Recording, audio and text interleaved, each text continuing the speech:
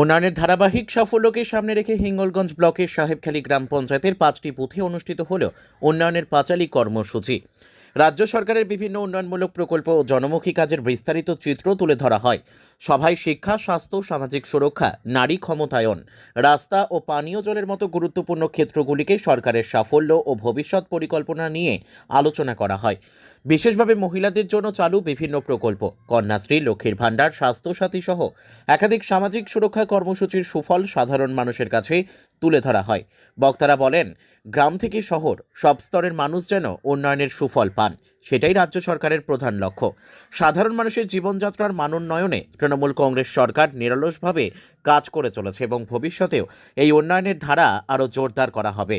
এই কর্মসূচির মাধ্যমে সাধারণ মানুষের সঙ্গে সরাসরি যোগাযোগ স্থাপন করে উন্নয়নের বার্তা পৌঁছে দেওয়া হয়। উপস্থিত ছিলেন হিঙ্গলগঞ্জের বিধায়ক দেবেশ মণ্ডল, উত্তর 24 পরগনা জেলা পরিষদের সদস্য জ্যোতিপ্রকাশ চক্রবর্তী, হিঙ্গলগঞ্জ ব্লকের পূর্তের কর্মদক্ষ রাধেশ মণ্ডল, সাহেবখালী গ্রাম পঞ্চায়েতের পঞ্চায়েত সমিতির সদস্য অনিমেষ মণ্ডল।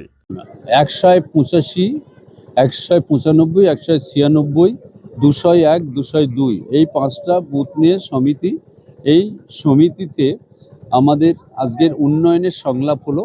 উন্নয়নের সংলাপ এই পর্যায়ে আমি যেখানে দাঁড়িয়ে কথা বলছি, এখানে মধ্যাহ্ন আহার পর্ব হলো এবং মানুষে একসঙ্গে বসে প্রায় 1000 মানুষ এখানে আহার করলো। আমাদের এই উন্নয়ন সংলাপের মধ্যে দিয়ে দিদির উন্নয়নের কথাগুলো তাদের কাছে জানানো, লক্ষ্মীর ভাণ্ডার থেকে শুরু করে কন্যাশ্রী, রূপশ্রী, যা কিছু আছে দিদির সমস্ত উন্নয়ন, এটা বলা। আর একটা বলা যে তারা কি আর উন্নয়ন চায়, তারা কি চায়, তাদের কথাটা জানা। এবং তার জন্য দিদি উন্নয়নের একটা বই দিয়েছেন, সেই বইটা তারা লিখে দেবেন। আমাদের এলাকার মানুষদেরকে দিলাম। আর আগামী দিনে আর আমাদের এমএলএ সাহেবও আছেন, তিনি আমাদের এলাকার উন্নয়নের কাণ্ডারি।